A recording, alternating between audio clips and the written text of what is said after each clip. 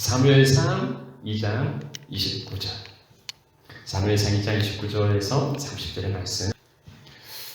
너희는 어찌하여 내가 내 젖에서 명령한 내 재물과 예물을 밟으며 내 아들들을 나보다 더 중히 여겨 내 백성 이스라엘에 드리는 가장 좋은 것으로 너희들을 살찌게 하느냐. 그러므로 이스라엘의 하나님 나 여호와가 말하노라. 내가 전에 내 집과 내 조상의 집이 내 앞에 영원히 행하리라 하였으나 이제 나 여호와가 말하노니 결단코 그렇게 하지 아니하리라. 나를 존중히 여기는 자를 내가 존중히 여기고 나를 멸시하는 자를 내가 경멸하리라. 오늘 하나님보다 중요한 것이 있습니까? 하는 제목으로 말씀 나누려 합니다. 우리는 앞서 성막에서 자라는 두 부류의 사람들 살펴보았지요. 제사장 엘리의 아들들 홈리와 비느하스는 제사장의 아들입니다. 일찍이 성막에서 자랐고 성인이 되어 제사장의 직무를 감당하고 있습니다.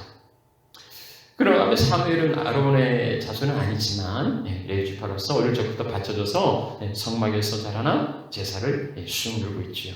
비슷한 백그라운드를 가졌는데 이들을 보여주는 삶은 정반대였습니다. 제사장의 이름을 가졌지만 사실은 하나님의 자녀가 아니라 벨리알 무가치한 자의 자식이라는 홈리와 비느하스. 여호와 앞에서 자라나 제사장을 수종들며 은총을 받았던 사무엘. 서로 대조를 이루고 있어요.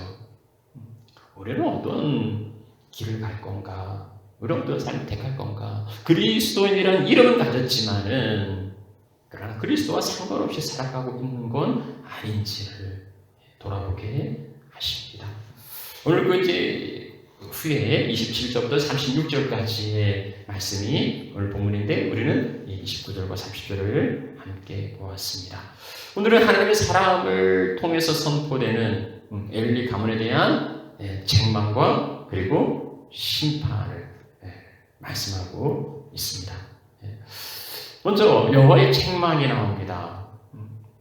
하나님께서 하나님의 사람을 보내서 엘리를 책망하시는데 그 책망에 앞서 엘리가 보내주신 하나님의 은총과 특별한 사랑을 먼저 언급해요. 27절 말씀 보면은 여호와의 말씀에 너희 조상의 집 애굽의 바로의 집에 속하였을 때 내가 그들에게 나타나지 아니하였느냐.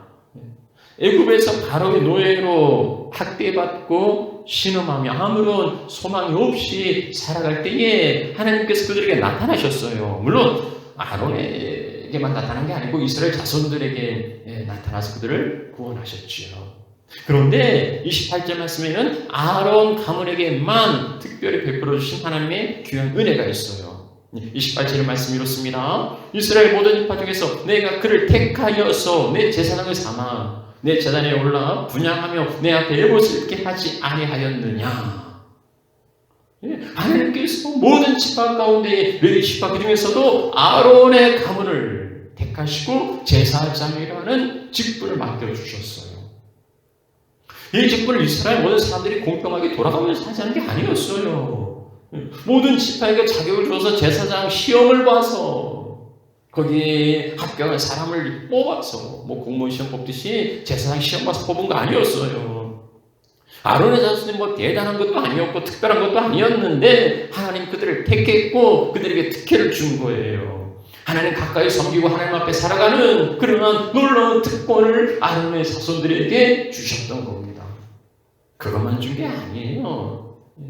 그 뒷구절 말씀 보면은 이스라엘 자손이 드린 모든 화제를 내가 네 조상의 집에 주지 아니하였느냐. 제사를 드리고 남은 그 제물의 일정한 부분을 제사장에게 드리도록 그렇게 율법에 정해 주셨어요. 마땅히 제사장이 받을 몫이 있어요. 그뿐만이 아닙니다. 이스라엘의 이제 그 11조를 해서 이제 레위인들을 공개했는데 그 중에 11조는 또 제사장에게 또 드려지게 했어요. 그래서 매 제사를 통해서 누리는 것과 함께 이러한 여러 가지 혜택을 통해서 제사장 가문들은 모두 유복했고 그리고 부유했습니다. 하나님께서 그렇게 특별한 은총과 그리고 선택으로 사랑을 베풀어 주었는데 이 엘리의 집안은 배신한 거예요. 그래서 하나님의 진노가 더 크게 다가오는 겁니다. 하나님께서 엘리와 아들들 책망하시는 데가 두 가지예요. 29절 말씀, 너희가 어찌하여 내 저수에 명령한 내 재물과 예물을 밟으며. 이것은 앞서 그 성수에서 저지른 만행을 가리키는 겁니다.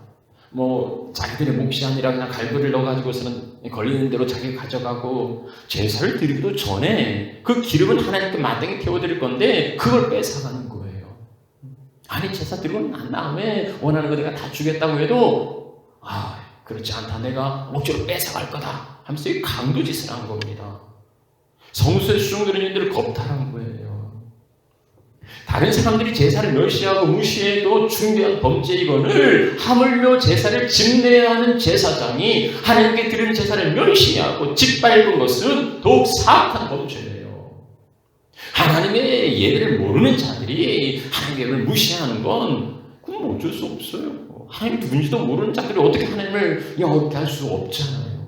그건 뭐 당연한 거예요. 그런데 하나님을 알고 하나님 앞에 예배하는 자들이 그 하나님 앞에 드리는 예배를 온전히 드리지 못하고 그 제사를 짓밟고 무시하고 멸시한다면 이건 더 사악한 범죄입니다. 제사장들은 자기의 직무를 유기했을 뿐 아니라 백성들에게도 온전히 예배할 수 없도록 막아선 거예요. 정말 치명적인 범죄였던 겁니다. 엘리가 뭘 착각했나요? 하나님이 엘리에게 주신 영적인 사명과 특권이 있는데 이들은 그것을 권력으로, 파워로 착각한 거예요. 엘리가 우리 제사장 직분을 얻은 것은 하나님의 특별한 은혜입니다. 그건 정말 특혜였어요. 그것을 주신 것은 하나님을 섬기라고, 봉사하라고 주신 거지 그걸 가지고서 자기 입속을 채우라고 주신 게 아니었단 말입니다. 그럼에도 홈리와 피나스는요, 그 특권으로 자기 욕망을 채우기 위한 권력으로 사용했습니다. 그 시대만 그렇습니까? 오늘날도 홈리와 피나스 같은 부류의 사람들을 종종 보게 됩니다. 하나님의 영광이라고 보장하지만 그러나 자기의 명예와 자기의 욕심을 위한 수단으로 사용하는 사람들이 없지 않은 것 같아요. 목회자가 그럴 수도 있고 중직자 그럴 수, 아니요, 누구라도 그럴 수 있습니다.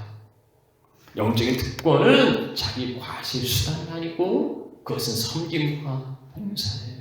하나님 우리에게 주신 이 예배는 하나님 앞에 드려지는 놀라운 섬김과 봉사의 수단이 되어야 합니다. 그러나 그들은 그들에게 주어진 그 특권을 가지고서 자기 입속을 챙기고 자기 욕심을 챙기는 수단으로 사용했던 거예요. 하나님께서 엘리를 책망하시고 두 번째 책망은 뭡니까? 29절 말씀, 네 아들들을 나보다 더 중히 여겼다는 거예요. 네 아들들 나보다 더 중히 여겼다. 부모의 입장이라면 뭐 엘리를 이해할 수 있을 것 같기도 해요. 부모에게 자식보다 더 중요한 게 뭐가 있겠습니까? 뭐 오늘날 주일을 한다고 가정을 소외하는 사람들도 뭐 간혹 있는데 요즘 좀 많지 않은 것 같아요. 옛날 우리 선배 세대는 정말 가정을 돌보지 않았어요. 주일에 온전히 매진했죠.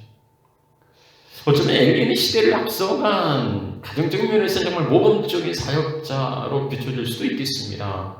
그 자기 자식을 그렇게 애지중지하잖아요. 그런데 주님의 말씀은 엄중해요.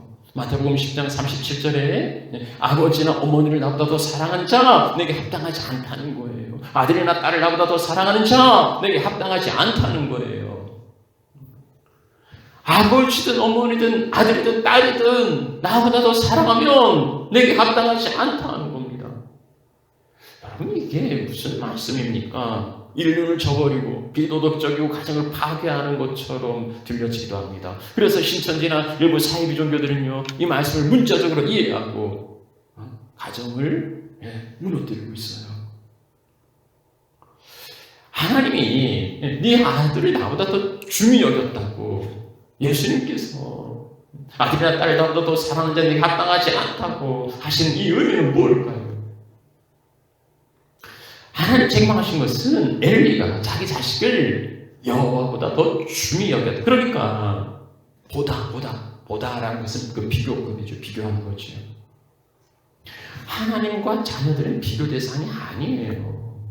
누구를 더 사랑한다는 것은 말이 안 되는 거예요. 하나님을 사랑할 건가, 자녀를 사랑할 건가, 그렇게 선택사항도 아니에요. 모두 사랑해야 될 대상입니다. 자, 그런데 생각해 보면은요, 주신 분과 주신 분과 주신 것이 이게 비교가 되겠느냐 하는 겁니다. 아무리 귀한 걸 받았어도 그것을 주신 분보다 그게 더 귀할 수 있겠느냐 하는 거예요. 그럴 수 없죠. 우리가 지금 그 무엇도, 심지어 우리가 누리는 생명도 하나님이 주신 거예요. 아무리 그게 귀하달지라도, 생명이 귀하달지라도 그것을 주신 하나님보다 귀할 수는 없는 거예요. 자녀도 마찬가지지요. 하나님께서 자녀들을 맡겨주셨습니다. 이게 귀하지요. 왜요? 하나님이 맡겨주셨으니까. 그 소유는 하나님께 있고 부모에게 위탁한 거예요. 위임한 거예요. 맡겨주신 거예요. 그리고 부모에게 맡겨줄 때도 주의 교양과 훈계로, 주의 사랑으로 양육하라고 맡겨주신 겁니다. 결코 부모의 소유로 아니면 자기 욕망의 대리 만족으로 주신 게 아니라는 거예요. 하나님의 사랑으로 양육해야 맞기 때문에 하나님의 사랑과 자녀 사랑은 서로 충돌되는 게 아니에요. 그러니까 자녀를 사랑한다는 것은 인간적인 계산이나 아니면 자기 본성이나 욕심에 의해서가 아니라 말씀에 의해서 이루어져야 한다는 것입니다. 그런데 엘리에게는요, 하나님의 경외함이 없고 하나님의 말씀이 없으니까 그냥 혈육적인 그 정에, 그 사랑에 그치고, 그 혈육적인 사랑이 강하다 보니까 자식이 망나니가 되고 벨리알이 되고 무가치한 자가 되어도 그게 사랑스러워서, 그냥 그 자식 사랑스러워서 그걸 바로잡지 못하는 거예요. 하나님 엘리에게 말합니다. 네가 나보다 네 아들들을 더 영화롭게 했다. 제사장의 직무는 하나님을 영화롭게 한 겁니다. 그런데 하나님이 아니라 자기 자식들을 더 영화롭게 한 거예요. 그 자식들을 우상 삼은 거죠. 정말 귀하다면, 정말 귀한 건 하나님 안에 있을 때 그 가치가 비로소 온전해지는 거예요. 아브라함이 백세 얻은 아들 이삭을 하나님께 드리라는 지시를 받죠. 이건 뭐 인간적으로 볼 때는 말도 안 되는 지시였습니다. 그런데 아브라함은 주저없이 하나님께 드리고자 순종해요. 아브라함이 아들을 사랑치 않아서가 아니에요. 그게 귀찮아서가 아니었습니다. 하나님보다 더 귀한 건 없고 그 아들도 하나님 주신 것이 하나님께 드릴 수 있었던 거죠. 아브라함이 주님께 순종할 때 하나님은 귀히 받으셨고 더 풍성한 것으로 내려주셨습니다. 오늘 우리에게 하나님보다 더 귀한 게 있을까요? 오늘 우리가 하나님보다 더 귀히 여기는 건 무엇일까요? 그 무엇도 주신 분과는 비할 수 없어요. 그리고 그 주신 것도 그것을 주신 분 안에 있을 때, 하나님 안에 있을 때 비로소 온전한 가치가 드러납니다. 자연이 아무리 귀해도 하나님 안에 있을 때 귀한 거고요. 금은부와 물질이 아무리 귀해도 하나님 안에 있을 때 비로소 그 가치를 온전히 드러낼 수 있습니다. 그래서 우리는 고백합니다. 주 예수보다 더 귀한 것은 없네. 그 찬양이 우리의 고백이 될 수 있기를 바랍니다. 자, 이제 두 번째로 여호와의 심판선언 이제 30절 말씀부터 나옵니다. 그 첫 번째는 나 여호와가 말하노라 하고요. 내가 전에 네 집과 네 조상의 집이 내 앞에 영원히 행하리라. 이건 하나님이 주신 언약이에요. 그런데 이제 내가 말하노니 결단코 그렇게 하지 아니하리라. 영원히 있을 거라고 하나님이 약속하셨는데 이제는 결단코 그렇게 하지 않을 거라. 제사장 직분을 박탈하시겠다는 거죠. 하나님 시건치 않으시고 변함이 없으시다고 하시더니 아니 어떻게 언약을 취소할 수 있는가? 하나님의 약속을 지키신다고 하더니 왜 그렇게 해놓고서는, 그렇게 말하고서는 이제는 그렇게 안 하겠다 이렇게 말씀하시는가? 언약은요, 하나님이 먼저 재결한 거지만 그러나 그 유효한 것은 서로 언약을 지킬 때입니다. 서로 언약을 지킬 때 그 약속이 계속되는 거지 한쪽 언약을 지키지 않는다면 그건 하나님 깨뜨린 게 아니고 그 인간들이 깨뜨린 거예요. 하나님이 다윗에게 영원한 왕권을 약속하셨습니다. 그러나 그 아들 솔로몬과 그 이후의 왕들이 하나님을 거역하고 죄로 인하여서 결국은 나라가 망하죠. 그러면 다윗에게 주어진 그 언약이 취소되고 사라졌는가? 아니에요. 그렇잖아요. 그 나라는 망했지만 인간의 죄로 인하여서 그 언약이 끊겨진 것처럼 보이지만은 심판처럼 보이지만은 그럼에도 하나님의 언약은 궁극적으로 이루어집니다. 다윗의 자손 예수 그리스도를 통하여서 하나님은 그 약속을 지키십니다. 그 계획하신 그대로 언약을 지키셔요. 일시적으로 지역적으로 무너지고 깨지는 것처럼 보이지만은 그러나 하나님께서 그 약속을 신실하게 이루어 가십니다. 제사장에 지금 엘리에게 그 제사장의 가문이 끊겨지겠다고 하셨어요. 그러면 무엇 때문인가? 하나님이 신실하지 않아서가 아닙니다. 나를 존중히 여기는 자를 내가 존중히 여기고 나를 멸시하는 자를 내가 경멸하리라. 하나님을 존중히 여기는 사무엘, 하나님을 멸시했던 혼미와 비느하스 이후에 어떻게 되는지 그대로 나타나고 있어요. 이 말씀, 30절 후반절의 이 말씀 어디서 들어본 기억이 있습니까? 주일에는 뛰지 않습니다. 하는 그 엘리들의 실화를 다룬 불의 전차라는 그 영화가 있는데요. 그가 이제 그 자기 주종목이 100m가 그 주일날 열리니까 출제를 포기하죠. 나는 주일에는 뛰지 않습니다. 그리고 대신 400m에 출전합니다. 400m에 출전하는 그 에릭에게 그 안마사로 종을 쪽지를 하나 건네줘요. 이 말씀이에요. 근데 구약 성경에 보면 여호와를 존중히 여기는 자를 여호와께서 존중히 여기신다는 말씀이 있습니다. 그대가 언제나 최정생 성공을 이루기를 기도합니다. 그 쪽지였어요. 그는 내가 하나님을 존중히 여기면 하나님 나를 귀히 여기실 거라는 이 믿음의 확신을 가지고 불의 전차처럼 달려서 400m의 금메달을 목에 걸지요. 하나님을 존중히 여기면, 하나님을 귀히 여기면 하나님도 여러분을 그렇게 귀히 여기실 겁니다. 그런 하나님을 멸시한다면 하나님 당신을 경멸할 거예요. 우리가 하나님을 멸시해도 하나님 영광에는 조금의 흠도 없어요. 그러나 하나님의 경멸을 받고서 존재할 인생은 없습니다. 하나님 멸시하는 인생이 결코 온전할 수는 없어요. 하나님을 하찮게 여기면서 하나님을 대수롭지 않게 여기면서 하나님께 복을 받고 귀함을 얻으려 한다면 이건 넌센스예요. 그러나 우리 가운데 이런 일들이 종종 일어나고 있으면 참 슬픈 일입니다. 자, 하나님께서 엘리에게 주신 심판은 그 언약을 이제 취소하겠다 하시고요. 더 나아가서 이제 31절 말씀부터 보면 엘리 가문의 씨를 멸절하겠다는 거예요. 중단시키겠다는 겁니다. 31, 30, 33 말씀 동일하게 나온 구절이 있는데 노인이 네 가문에 네 집에 노인이 하나도 없을 거라는 거예요. 다 젊어서 죽을 거라는 겁니다. 그러니까 이 집안이 뭐 조금 이렇게 자라고 뻗어가만 하면은 다 죽는 거예요. 그리고 네 두 아들 홈니와 비나스가 한 날에 죽을 건데 이게 표징이 되리라. 이게 이제 재앙의 진노의 심판의 시작이에요. 4장 보면 블레셋과 전쟁에서 법궤를 메고 간 홈니와 비나스가 한 날에 죽음을 당하고 법궤는 빼앗깁니다. 그의 후손, 엘리의 후손인 높 지역의 제사장들, 사울의 그 사주를 받은 에돔 사람 도에게하여서 그 제사장에서 높이 모조리 몰살당해요. 거기에 유일히 그 살아남은 아들이 이제 아비아들이죠. 그래서 이 아비아들이 다윗에게 피하고 다윗은 그를 제사장으로 세웁니다. 그러나 이 아비아들도요, 결국은 이제 파면되지요.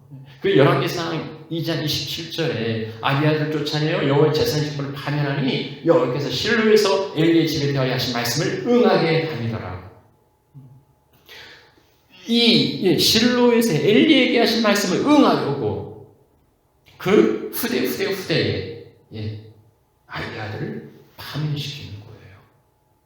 그러면 하나님 참 무서운 분이다. 아니 엘리에게 말씀하신 걸 이루시려고 그 후대의 아비아들을 파면시키다니 끝까지 하나님 참 철저하게 복수하시는 그런 거 아니에요. 그런 거 아니에요. 엘리에게 주신 언약을 이루기 위해서 아비아들을 파면시킨 게 아니고 아비아들이 그 제사장 아비아들이 이제 다윗의 말년에 그 누굽니까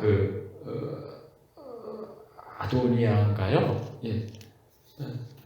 가 스스로 왕이 돼요. 그러니까 반역을 이제 뭐 다윗은 이제 뭐 알아두었고 이제 몰래라고 하니까 만만하게 보고 자기가 모든 대소신료들을 다 청하고 자기 혼자 셀프로 왕이 됩니다.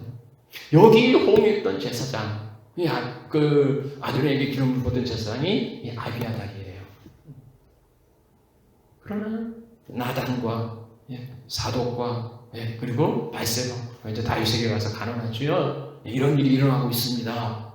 다윗이 그런 일이 있으면 안 된다 하고 제사장 사독에게 솔로몬에게 기름 부어 왕을 삼고 이스라엘 왕으로 삼으라 하죠. 여기서 갈라집니다. 그러니까 아비아들은 반역에 가담해서 그 죄의 대가로 제사장에게서 파면을 당한 거지 엘리 때문에 그런 건 아니에요. 그런데 이제 결과적으로 이 일이 엘리에게 임한 예언한 이것이 결국은 아비아들에 가서 그대로 다 이루어지는 것을 보게 돼요. 그래서 이후에는 이제 사독계열에, 그러니까는 아론에게 4명의 아들이 있었는데 이제 나답과 아비오는 다른 불을 들이다 일찍 죽었고, 그 다음에 이제 엘르아살과 이다말인데 이 엘리의 그 조상은 이다말이에요.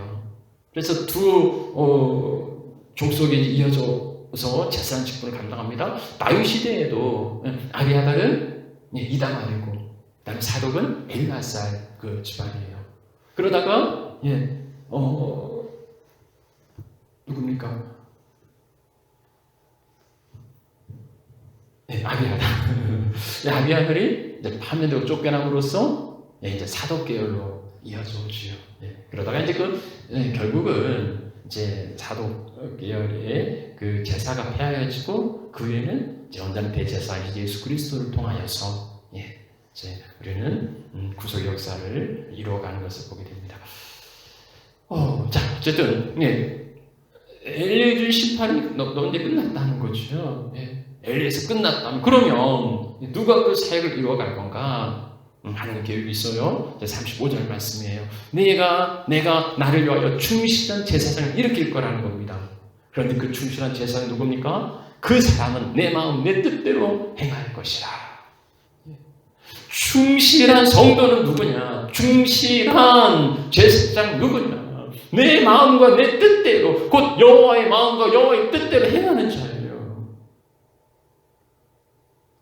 나 아니면 안 된다고요? 그것처럼 지극한 교만이 어디 있습니까? 그건 엄청난 착각이에요. 하나님 그 교만한 자를 물리치시고요. 자기 욕심을 채우고 자기 뜻대로 하려고 했던 엘리의 그 집안을 물리치시고 하나님의 뜻을 구하고 의지하는 겸손한 자를 하나님이 세우십니다. 충실한 제사장, 내 마음과 내 뜻대로 행하는 그 충실한 제사장을 내가 일으킬 것이다. 가까이는 홈리와 비누아스를 대신하는 사무엘을, 더 나아가면 아비아달을 대신하는 사독을, 그리고 영원한 대제사장 되셔서 우리의 완전한 속죄를 이루신 예수 그리스도를 세우시겠다는 거예요. 그는 자기 뜻대로 하지 않고 자기 욕심을 구하지 않고 그리고 하나님의 마음과 하나님의 뜻을 구하고 하나님은 시대마다 그를 일으키시고 그를 통하여서 하나님의 나라를 세워가게 하십니다. 우리와 우리 교회가 바로 그런 사람, 그런 교회가 되기를 원합니다. 하나님의 마음을 품고 하나님의 뜻대로 하나님 뜻대로 행하는 그런 하나님의 사람, 하나님이 그를 세워주실 거라고 말씀합니다. 마지막 36절에 이제 엘리의 후손들에 대해서 그 떡 한 조각을 구걸하는 그 비참한 모습을 이제 보여주고 있어요.